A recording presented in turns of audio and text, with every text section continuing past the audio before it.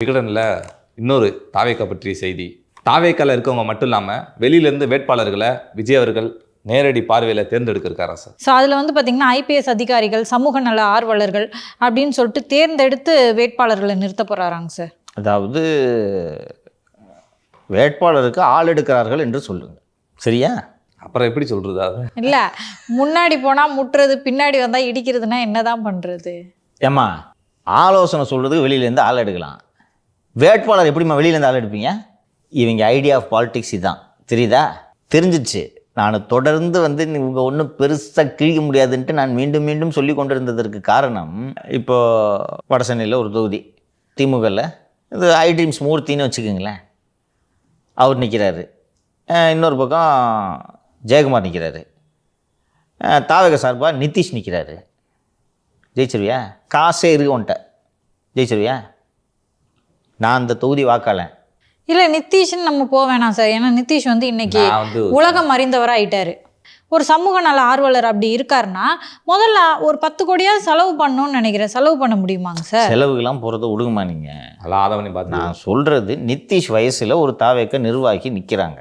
First நான் எப்படி sir பணத்தை கொண்டு போய் கொடுப்பேன்? ஒரு வாக்காளனா ஏன்னா ஐ ட்ரீம்ஸ் மூர்த்தியை தேர்ந்தெடுப்பேன்னா, ஜெயக்குமாரை தேர்ந்தெடுப்பேனா, நிதிஷை தேர்ந்தெடுப்பேனா? ஏன் நிதிஷை தேர்ந்தெடுக்கக்கூடாது? அவங்ககிட்ட தான் பணம் இருக்குன்னு சொல்கிறீங்கல்ல, அவன் போய் எல்லாருக்கும் பணம் டிஸ்ட்ரிபியூட் பண்ணிவிடுவான். நம்ப மாட்டேம்மா நான். அவனை பிராண்டு பண்ணிப்பான். இல்லை, இவ்வளோ நாள் பஞ்சாயத்துனா வந்தவங்க அவங்க 2 பேர் தான். அது மட்டும் இல்லாமல் இவங்க ஏற்கனவே இருந்து பெர்ஃபார்ம் பண்ணியிருக்காங்க. அவங்க பின்னாடி ஒரு பெரிய கட்சி இருக்குது. இந்த தம்பி பிரச்சனைனா வாட்ஸ்அப் குரூப்பை விட்டு விலகி ஓடுற தம்பி. எப்படி நம்பி நான் ஓட்டு போடுறது? சரி, இந்த எலெக்ஷன் பிறகு இந்த தம்பி கட்சியில் இருக்குமா? கட்சி இருக்குமா? ரைட்டா? இதுதான் தாவேக்காவுக்கு இருக்கக்கூடிய சிக்கல். இந்த சிக்கலை அவர்களும் உணர்ந்திருக்கிறார்கள். இது ஒரு நல்ல விஷயம் தானே sir? Vijay, Bussy, Aadhav, health card, Arunraj, இதை தவிர தாவேக்க நிர்வாகிகள் உனக்கு தெரிஞ்சவங்க பேர் சொல்லு. நிர்மல் அண்ணே. நிர்மல் என் நண்பர். விட்டுரு. அடுத்தது அவரும் இரவல் தான் வாங்கினீங்க நீங்கள். முக்கியமான ஆளை விட்டீங்க பார்த்து. என்னப்பா? முக்கிய தளபதி செங்கோட்டையினர்கள் இருக்காரு. இப்போ வந்தாருப்பா, அதனால தான் கொண்டாடிக்கிட்டு இருக்கீங்க. விடு அவர் பெருசு. லயலாமணி. ஓகே. அடுத்து ராஜ்மோகன். 2. அவங்களாம் நிர்வாகிக்குள்ளே வரமாட்டாங்க. சேர்த்துக்கிறேன், தம்பி ஆசைப்பட்டு சொல்கிறான். 2. அப்புறம் இன்ஸ்டாகிராமில் தெரிற எல்லாரும் அவங்க நிர்வாகிதான். இதை நம்பி, இன்ஸ்டா பிரபலத்தை நம்பி நான் எப்படிப்பா ஓட்டு போடுவேன்? இதனால தான் அவுட் சோர்ஸ் பண்ணுறேன், புரியுதா? இப்படி அவுட் சோர்ஸ் பண்ணி ஏற்கனவே தேர்தலில் ஒருத்தர் போட்டிட்டார். யார்? கமலாங்க சார். கமலும் சமீபத்தில் போட்டி போட்டார். பிரசாந்த் கிஷோரா? எஸ். அவர் கட்சியில் முக்கியமான நிர்வாகிகள், முன்னாள் ஐஏஎஸ், ஐபிஎஸ், ஐஎஃப்எஸ் அதிகாரிகள், வெளியுறவுத்துறை செயலாளர்களாக, அயல்நாட்டு தூதுவர்களாக இருந்த ஐஎஃப்எஸ் அதிகாரிகள் எல்லாம் பிரசாந்த் கிஷோரோட ஜன்சூரஜ் கட்சியில் இணைந்து போட்டியிட்டார்கள். எத்தனை % வாங்கினாங்க? 3. அது ஒரு தோத்து போன ஃபார்முலா. அப்புறம் எதுக்கு அதையே ஃபாலோ பண்ணணும்னு நினைக்கிறாங்க? ஆள் இல்லையே. இப்போ நம்ம இவ்வளோ நேரம் பேசுனா 7-8 பேர் வந்துச்சு. மீதி சொல்லுப்பா. சரி, உங்களுக்கு தெரிஞ்சவங்க சொல்லுங்கள். அவனுக்கு தான் தெரியல, சொல்லுங்கள். நான் சொல்கிறேன், எனக்கு தெரிஞ்ச 2 பேர், பவுன்ராஜ், மதியழகன். இந்த ஈசிஆர்ல ஒருத்தர் பெரிய கட் அவுட்லாம் வைப்பாரு. அவர் தான் சோழிங்கநல்லூர் வேட்பாளராம். சோழிங்கநல்லூர் துட்டு நிறைய வச்சிருக்காரு. ஈசிஆர் ஃபுல்லாக பேனர் வைக்கிறாரு. பார்த்துருவோம் கந்தன் ஜெயிக்கிறாரா சரவணன் ஜெயிக்கிறாரான்றது பார்த்துருவோம். கந்தன் ஏற்கனவே எம்எல்ஏ இருந்தவர். இந்த அரவிந்த்னு ஒருத்தர் நினைக்கிறேன் இப்போ சிட்டிங் எம்எல்ஏ. அவங்க 2 பேர் மீறி சரவணன் ஜெயிச்சிருவாரா? விஜய் எங்கேப்பா போட்டிட்டதா சொல்கிறாங்க? இங்கே போட்டிட்டாரு. ரைட்டா? ஏன் அவர் ஊடு இருக்கிற சோழிங்கநல்லூரில் போட்டிட்டு தானே? சோசியக்காரர் சொல்லுங்கள் சார். சரி சொல்லு. இப்போ நீ அதை விடு. இந்த ஈஸியாக சரவணன் சேர்த்துக்கலாம்ப்பா. 8. அப்புறம் எனக்கு தெரிஞ்ச ஒரு அண்ணே. சொல்லுப்பா. திண்டுக்கல் மேற்கு மாவட்ட செயலாளர் நினைக்கிறேன், நிர்மல்குமார். அவரு போகிறேன். 10 பேர் வேற செலக்ட் பண்ணிக்கிருக்காங்க சார். இப்போது அவங்களுக்கு தெரியும், நம்ம பைக் பிரசாத் பிரபலமாக இருக்கிற அளவு கூட கட்சி நிர்வாகிகள் யாரும் பிரபலமாக இல்லை. பிரபலமாக இருந்தாலும் காசு இல்லை. இப்போ 234 தொகுதிக்கு ஆளை சொல்லு, எனக்கு வழியை சொல்லு. நான் தான் விஜய், வழியை சொல்லு. இதுக்கு அவுட் சோர்ஸ் பண்ணுறது ஈஸியா? இவர் ஒரு முன்னாள் ஐபிஎஸ் அதிகாரி, இவர் ஒரு முன்னாள் ஐஏஎஸ் அதிகாரி. ரவிக்குமார் ஒன்றாச்சு, ஜாவர் சைட்டு போயிருக்காரு. நான் எச்சரிக்கை பண்ணதுனால விஜய் உஷாராயிட்டாருன்னு நினைக்கிறேன். அவர் இல்லை. ஒரு 5-6 ஐஏஎஸ், 5-6 ஐபிஎஸ் வந்தாங்கன்னா ஒரு 15 தொகுதிக்கு தெரிஞ்சா. கமல் கட்சியில் இப்படி போட்டிட்டாங்க, ஞாபகம் இருக்கா? 21 எத்தனை அதிகாரிகள் இருந்தார்கள் தெரியுமா? IAS, IPS. மௌரியா இன்னும் இருக்கார் கட்சியில். ஐஆர்எஸ் அதிகாரிகள் நிறைய பேர் இருந்தாங்க. ஒருத்தர் இருக்காங்களா இப்போ? மௌரியா மட்டும் இருக்காரு. இப்படியாவது எம்எல்ஏ இல்லைன்னு நினச்சிட்டு இருக்காரு. வாய்ப்பு இல்லை. என்னாச்சு? பேராசிரியர் ஞான சம்பந்தம்லாம் சேர்ந்தார், ஞாபகம் இருக்கா? பழக்கருப்பையாக அங்கே தான் இருந்தார். என்னாச்சு? அப்போ கட்சிக்கு வேட்பாளர் இல்லாமே தேடுறீங்க நீங்கள். இப்போ ஒரு ஓய்வு பெற்ற ஐஏஎஸ் அதிகாரி ஒரு இருக்கிறார் என்று வைத்துக்கொள்ளும். அவருக்கு ஒரு அறிமுகம் கிடைக்கும், ஒரு வெளிச்சம் கிடைக்கும். நிதிஷையும் அவரையும் ஒப்பிடும்போது நிதிஷை விட கூடுதல் வெளிச்சம். நான் நிதிஷ்னு சொல்கிறது நம்ம சேனல் ஆங்கரில் நிதிஷ் வயசில் இருக்கிற ஒரு பையன், அந்த பையனோட ஒப்பிடும்போது அவருக்கு கொஞ்சம் கூடுதல். இப்போ ஓய்வு பெற்ற ஐஏஎஸ் அதிகாரிப்பா, அவர் எடுத்து சேகர் பாபு கூட நிற்க வச்சாரா ஜெயிச்சிடுவாரா? இதில் இன்னும் வந்து தாவேக்காவோடு கூட்டணி பேச்சுவார்த்தை நடைபெறுகிறதுன்ட்டு இதை விட்டதை பார்த்து முந்தா நாள் ஒரு நியூஸ் வந்துருச்சு தினமலரில் பார்த்தியா? டிவிகேவும் காங்கிரஸும் இணைவதற்கான வாய்ப்புகள் நிறைய இருக்கு. சரி, இது கொளத்தூர்ல முதலமைச்சர் அவர்களுக்கு எதிராக ஒரு முக்கிய வேட்பாளரை நிறுத்துறதா செய்திகள்லாம் வந்துருக்கு. அது விஜய் அவர்கள் வேற நேரடியாக வந்து தேர்ந்தெடுக்கிறாராம். யாருப்பா அந்த முக்கிய வேட்பாளர்? இதோ ஒரு தொழிலதிபரை நிப்பாட்ட போறாங்க போல சார். எல்லாம் பண்ணுவாங்க. நீ 234 தொகுதிக்கு ஆளை சொல்லு தம்பி. தேடிக்கு இருக்காங்கன்னு சொல்றேன். அப்புறம் அன்றைக்கி ஒரு பிஜேபி பிரமுகரை பார்த்தேன்.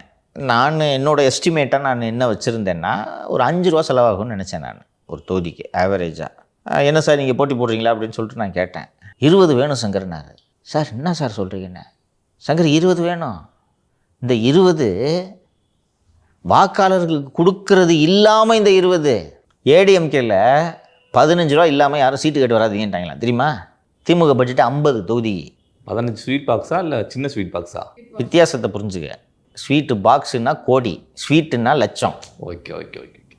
தாவேக்க மாவட்ட செயலாளர்கள் எல்லாம் போட்டு முடித்த பிறகு 5 கோடி செலவு செய்யக்கூடிய கெப்பாசிட்டி உள்ள மாவட்ட செயலாளர்கள் எத்தனை பேர்னு கணக்கு எடுத்து பார்த்தபோது மொத்தம் 8 வந்திருக்கு. உளவுத்துறை எடுத்துருக்குதெல்லாம் 8 வந்திருக்கு தெரியுமா? ஆதவ் அவர் தொகுதிக்கு செலவு பண்ணுவார். எல்லா தொகுதியுமா செலவு பண்ணுவார்? அவர் தான் எம்எல்ஏ ஆகணும் தான் நினைப்பார். அதுவும் ஆக முடியாது சொல்லிட்டேன்.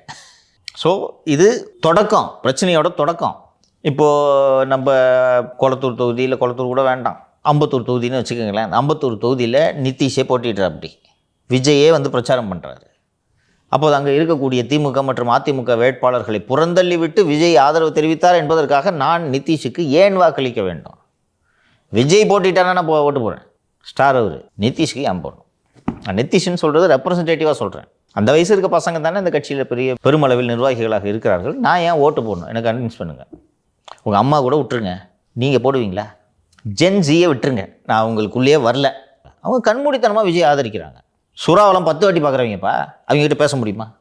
ஸோ அதை வந்து திமுகவும் டார்கெட் பண்ண போகிறதில்ல, அதிமுகவும் டார்கெட் பண்ண போகிறதில்ல, பிஜேபியும் டார்கெட் பண்ண போகிறதில்ல. எங்கே போய் போராஜான்னு விட்டுருவாங்க. அவர்கள் மட்டும்தான் வாக்காளர்களா? இது சேலஞ்ச். எந்த அளவுக்கு மிக தீவிரமான ஒரு உலகில் யாருக்கும் தோன்றாத அரசியல் உத்தி உங்களுக்கு தெரிந்திருக்கிறது என்றால், தமிழ்நாட்டில் பர்மிஷன் கொடுக்கணும், பாண்டிச்சேரி போகிறேன்னு போகிறீங்க, அங்கேயும் கொடுக்கல. தவறான செய்தி இன்னும் வந்து உறுதிப்படுத்தப்படவில்லையா? ஆலோசனை நடந்துட்டு எப்பப்பா உறுதிப்படுத்த போகிறாங்க? 30 ஆச்சுப்பா, இன்னும் 4 நாள் தான்ப்பா இருக்குது பிரச்சாரத்துக்கு. எப்பப்பா உறுதிப்படுத்த? தவுளுண்டு மாநிலம் பார்த்து. மாநிலம் இல்லை, யூனியன் பிரதேசம். காலையில் வண்டி பைக் எடுத்தனா மதியத்துக்குள்ளே சுற்றி வந்துடலாம்ப்பா மொத்த மாநிலத்தையும். மழை வேறு பேஞ்சுக்கிருக்கா. அதுவும் புஷி போய் நேரடியாக டிஜிபி அலுவலகத்திலே உட்காந்துருக்காராம். டிஜிபி டெல்லி கான்ஃபரன்ஸுக்கு போயிட்டாரான். சரி, டிஜிபி டெல்லியில் ஊரில் இருக்காரா இல்லையான்னு தெரியாமல் எதுக்கே ஆஃபீஸுக்கு போகிற? பாண்டிச்சேரிக்காரன் தானே, நீ ஃபோன் பண்ணி சொன்னால் சொல்ல மாட்டாங்க. பிரச்சாரத்துக்கு போக சொன்னால் பிரச்சாரத்தை கரெக்டாக பண்ணுறாங்களோ இல்லையோ, கோயிலுக்கு போகிறத கரெக்டாக பண்ணிடுறாங்கப்பா. பார்த்தியா?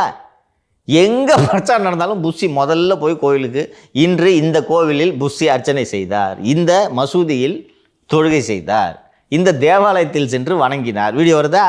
கொள்கை தலைவரை எதுக்கு பெரியார் வச்சுருக்கீங்க நீங்கள்? ஒரே குலம் ஒன்றே தேவன். அது அண்ணா. குலமும் இல்லை தேவனும் இல்லைன்றது தான் பெரியார். சார் எல்லாத்தையும் வச்சுப்பான், எங்களுக்கு எது தேவையோ அதை மட்டும் எடுத்துக்கிடுவான். சரி, அப்படி தான் சொல்லுவார். They are in a confused state. செங்கோட்டையனெல்லாம் கொண்டாடுறீங்க. எனக்கு செங்கோட்டையன் சந்தோஷமாக இருக்காருன்றது எனக்கு சந்தோஷம். ஆனால் செங்கோட்டையன் கொண்டாடுற அளவுக்கு ஒருத்தான ஆள் இல்லைப்பா. ஒருத்தான ஆளாக இருந்தால் விடுவாங்களாப்பா ஏடிஎம்கே? எடப்பாடி விடுவாராப்பா? கோபி தொகுதியை விட்டுரு, ஈரோடு மாவட்டத்தை அந்த ஆள் கண்ட்ரோலில் வச்சுருக்கிறாரு செங்கோட்டைன்னு சொன்னால் Edappadi will think twice before touching him. 5 தொகுதி இருக்குன்னு வச்சுக்க ஈரோடில். 5 தொகுதியை காவு கொடுக்குற அளவுக்கு முட்டாளா எடப்பாடி பழனிசாமி? கெடுவா விதிக்கிற கெடு தூக்கியா. ஏதோ ஒரு பிரச்சார கூட்டத்தில், மதுரையில் எங்கேயோ பிரச்சார கூட்டத்தில் இருந்தாருன்னு நினைக்கிறேன். அவசர அவசரமாக நடுவில் போய் ஒரு இடத்துல எங்கேயோ திண்டுக்கல்ல நின்று தலைவர்கள்லாம் வர சொல்லி தூக்கு. ஒரு 2-3 மணி நேரத்தில் அறிவிப்பு வந்துருச்சு. யோசிச்சு பாரு, பண்ணுவாங்க. புரியுதா? ஆனால் நீங்கள் எப்படி கொண்டாடுறீங்க? யாருக்குமே இல்லாமல் அவருக்காக ஒரு சிறப்பு வீடியோ வேறு, 1 நிமிடம் 21 செகண்ட். இப்போது 2 வருஷமாக கடையை ஓப்பன் பண்ணி வச்சுட்டு உட்காடுறீங்க. ஒருத்தன் கூட வியாபாரம் பண்ண வரல. குல்லா போட்ட பாயை தவிர உங்களுக்கு வெளியிலேருந்து வந்து சேர்ந்தவர் யார்? கமலஹாசன் கட்சி ஆரம்பித்த போது பல அதிகாரிகள் வந்து இணைந்தனர், வேறு கட்சியிலேருந்து பலர் வந்து சேர்ந்தனர். ஆப்டிக்ஸாவது இருந்துச்சு, டெய்லி நியூஸாவது வரும். நீங்கள் ஆட்சியில் பங்கு தரேன், அதிகாரத்தில் பங்கு தரேன், நான் வேணாம் தம்பி அப்படின்ட்டு அவங்க யாருமே வரலையே. இப்படி யாருமே வராததுனால தான் வேண்டாம் என்று அதிமுக ஒதுக்கிய ஒரு தலைவர் உங்களுக்கு மகானாக காட்சியளிக்கிறார், வாராது வந்த மாமணியாக காட்சியளிக்கிறார். சார் இப்போது காங்கிரஸ் வரேன்னு இருந்துச்சு, காங்கிரஸ் எப்படியாவது கூட்டு வரேன்னு சொல்லிட்டு பேசிக்கிட்டே இருந்தியே ஆதவு, எங்கப்பா காங்கிரஸ்ன்னு திரு விஜய் ஆதவை பார்த்து கேட்டிருக்கணும்ல. ஸ்டூலை போட்டாவது ஏறி நின்று மண்டை மேலே கொட்டியிருக்கணும். இங்கே தான் தப்பு பண்ணுறாருமா விஜய், புரியுதா? விஜய் நம்ப வைக்கிறதுக்கு தான் இந்த தினமலர் நியூஸ்லாம். ஆனால் இன்னும் நம்பிக்கை இழந்துடாதீங்கண்ணே. ஏப்பா எப்படிப்பா சொல்லு, தினமலர் வந்திருக்குண்ணே. காங்கிரஸில் கமிட்டி போட்டுட்டாங்க. அந்த கட்சியின் மூத்த தலைவர் வதந்திகளுக்கு முற்றுப்புள்ளின்ட்டு அவசரமாக ட்விட்டரில் பதிவு செய்கிறார். அண்டு இவ்வளோதான் சீட்டுன்னு பேச போகிறோன்னு எல்லாருமே சொல்லிட்டாங்க. அதுக்கப்புறம் திருப்பி வந்து தாவேகோட கூட்டணி நீங்கள் தினமலரில் நியூஸ் வர வைக்கிறீங்களே, இது யாருக்கானா? நமக்குலாம் இல்லை, விஜய்க்கு. அடடே தினமலர்லேயே வந்திருக்கிறதே அப்படின்னு நம்பலைன்னா கொஞ்சம் இரு, பிரவீன் சக்கரவர்த்திக்கு ஃபோனை போட்டு கொடுப்பாங்க. சார் அப்போ இந்த கமிட்டிக்கோட பதில் என்ன? அதுக்கு தான் தினமலர் நியூஸ் வந்துருச்சுல்ல. என்ன இது கோழி வந்ததா முட்டை வந்ததா? அப்படிதான் ஏமாற்றி அவர் உட்கார வச்சுட்டு இருக்காங்க. கிட்டத்தட்ட Malathi, if you recall and connect, செங்கோட்டையனோட வருகையும் பிரசாந்த் கிஷோரோட வருகையும் கிட்டத்தட்ட சிமிலாரிட்டி தெரியல? பார்த்தல்ல பிரதர் ஆஃப் ஃபார்ம்ஸை பார்த்தல்ல அப்படின்னாரு. நான் அன்னைக்கே எனக்கு ஃபஸ்ட்டு எது உறுத்தலாக இருந்துச்சுன்னா, உன்னை பார்க்கறதுக்காக இவ்வளோ தொண்டை வந்திருக்கிறான், உங்களுக்காக வந்திருக்கிறான். இது தமிழ்நாடு. பிரசாந்த் கிஷோருக்கு புரியணுன்றதுக்காக இங்கிலீஷில் பேசுகிறீங்க, நீ தமிழில் பேசு. என்னையா சொல்கிறாரு, என்ன திட்டுறாரா பாராட்டுறாரான்னு அந்த பிரசாந்த் கிஷோர் கேட்டு தெரிஞ்சுக்கிட்டோம். அப்போ எவ்வளோ ஈஸியாக நீங்கள் ஸ்வே ஆகிடுறீங்க. ஏமாந்தீங்களா? அந்த பீடா யாரையும் உருட்டினாரா? பீகாரில் எங்கள் மக்கள்லாம் விஜயோட படங்களை தமிழில் டப் பண்ணி பார்த்துன்னு இருக்கிறாங்க. அடுத்த வருஷம் நான் பீகார் சிஎம், இவர் தமிழ்நாடு சிஎம். சரி, அப்போ தான் பாடம் கற்றுக்கிட்டீங்களே. நான் செங்கோட்டையனை சேர்க்கக்கூடாதுன்னு நான் சொல்ல, நீங்கள் கவனிக்கணும், சேர்க்கக்கூடாதுன்னு சொல்ல. இவ்வளவு கொண்டாட வேண்டிய அளவுக்கு பெரிய ஆள் இல்லை. எடப்பாடி பழனிசாமி அதிமுகலேருந்து ராஜினாமா பண்ணி உங்ககிட்ட வந்து சேர்ந்தாருன்னா கொண்டாடுங்க. நீங்கள் வேலுமணி வந்தாருன்னா கொண்டாடுங்க. கனிமொழி அவர்கள் வந்தாங்கன்னா கட்சியிலேருந்து வரணும். ஓகே புரியுது. நீக்கப்பட்டதுலேருந்து வெளியேறும். What is is worth man? அந்த தொண்டர் உரிமை மீட்பு குழு கூட இவங்களை சீண்டலையே இருந்தால பாவத்தை. அவங்க ஏற்கனவே தொண்டர் மீட்பு குழுல இருந்து பாதிக்கப்பட்டிருக்காங்க. ஸோ முடிஞ்ச வரைக்கும் எது வெற்றி அடையும் கூட்டமோ அதில் போய் சேர்ந்துக்கதான் அவங்க நினைப்பாங்க. அவங்க கூட சீண்டல. ஆனால் நீங்கள் ஏன் இவ்வளோ கொண்டாடுறீங்க? திரு செங்கோட்டையனுக்கு இப்போ தேவை வெற்றி இல்லை, அங்கீகாரம், ஒரு ஆதரவு, ஒரு அரவணைப்பு, மரியாதை, அது அங்கே கிடைக்குது. செங்கோட்டையனை பொறுத்த வரைக்கும் this is a win situation. இவ்வளோ பேர் இன்னைக்கு எடப்பாடி கூட்டுறாரு, உங்ககிட்ட இது இருக்கான்னு கேட்பாரு செங்கோட்டையன். தெம்பா இருக்கார் அண்ணன். இந்த வயதில் 10 பைசா செலவு இல்லாமல் இவ்வளோ கூட்டத்தை யாராலையும் கூட்ட முடியாது. அண்ணனும் அரசியல் வாழ்க்கையில் இப்படி பார்த்துருக்க மாட்டார். அதான் சொன்னேன், நீங்கள் கூட்டம் செலவு பண்ணா சத்தியபாமே வரமாட்டாங்க. போயா எப்போ பார்த்தா தலைவர் வேலை இல்லைன்ட்டு. செங்கோட்டை ஸ்கோர் பண்ணிட்டு போயிட்டாரு, நீங்கள் ஸ்கோர் பண்ணீங்களா? ஒரு ஸ்மால் விக்டரிக்காக தாவேக்க தொண்டர்கள் வந்து காத்திருக்காங்க, ஏங்குறாங்க. காத்திருக்காங்கிறத விட ஏங்குறாங்க. இவன் வேற போய் இந்த நம்ம ஷோல டெய்லி அடிச்சுக்கிட்டு இருக்கான் எங்களை. கீழே வந்து எழுதுறாங்க, பார்த்தல்ல எங்களுக்கு யார் வந்திருக்குதுன்னு பார்த்தல்ல, ஏய் அவள் தான். சரிடா வச்சுக்குங்கடா. வே பண்ணணும், புரியுதா? பெரிய பெரிய தலைங்களை தூக்கியிருக்கணும் சார். நீங்கள் எம்ஜிஆர் தூக்குனாரா திமுகலேருந்து போகும்போது? முக்கியமான ஆளுங்களாம் கூப்பிட்டு பக்கத்தில் வச்சுப்பார் எம்ஜிஆர், விடவே மாட்டார். அவருக்கு நமக்கு பெரிய அளவில் படிக்கலை, அதனால இந்த முக்கியமான ஆட்கள்லாம் கூப்பிட்டு பக்கத்தில் வச்சுக்கணும். நாஞ்சில் மனோகரன் எல்லாம் திமுகவிலிருந்து எம்ஜிஆரை நோக்கி வந்த போது அவ்வளவு மகிழ்ச்சி எம்ஜிஆருக்கு. நெடுஞ்செழியனே வந்துட்டாரே. அது மாதிரி யாரை தூக்குனீங்க நீங்கள் திமுகலேருந்து அதிமுகலேருந்தோ? இந்தப்பா வேணப்பா, ரிஜெக்டட்ப்பா அப்படின்னு போட்டாலும் தூக்கி வந்து, ஏய் பார்த்தல்ல அண்ணன் பவரப்பார், படையப்பார். So they should strategize பெட்டர்ன்றேன்.